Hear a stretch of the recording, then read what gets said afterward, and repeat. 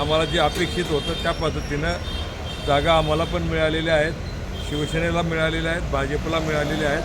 त्यामुळे तिघं पक्षांची आनंदाने युती झाली. किती जागा अभिषेक पाटील यांनी राजीनामा सूत्र काय दिलेला ठरलंय जागांचं सूत्र काय ठरलं? किती जागा आता कोण आमचं बाकीच्या जागाचं मला माहिती नाही, पण आम्हाला ज्या आहेत आम्हाला 6 जागा ज्या अपेक्षित होत्या किंवा मागणी आम्ही केलेली होती त्याप्रमाणे मिळाली. भाजप किती आपली लढवते? मागणी तर 25 जागांची होती आप्पा. भाजप किती मागणी लढवते? सुरुवातीला होते, परंतु जेव्हा इलेक्टिव्ह मेरिटचा विचार केला जातो त्यावेळेला आणि कुठेतरी मागे पुढे 2 पाऊल मागे पुढे जावं लागतं. त्या पद्धतीने आम्ही तयार झालेलो आहोत. 19-6 आणि 50 अशी युती झालेली आहे का? बाकी दोन्ही पक्षांच्या जागेचं मला माहिती नाही आहे. राष्ट्रवादी काँग्रेस पक्षाला 6 जागा आम्ही घेतलेल्या आहेत. अभिषेक पाटीलने राजीनामा दिलेला आहे, काय नाराजी नेमकं दिसतंय. कारण आहे, काय नाराजी आहे? पक्षामध्ये मतभेद थोडेफार प्रमाणामध्ये असतात. त्यांनी काही गैरसमजातून राजीनामा दिला असेल. पक्षश्रेष्ठी त्या संदर्भात निर्णय घेतील.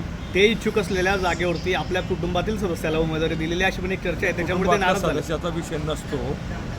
तिन्ही पक्ष मिळून त्या इलेक्टिव्ह मेरिटच्या जागा असतात, दिलेल्या जातात. तिथं ज्याचं इलेक्टिव्ह मेरिट असेल त्या पद्धतीनं जागा तिन्ही पक्ष मिळून ठरवतात.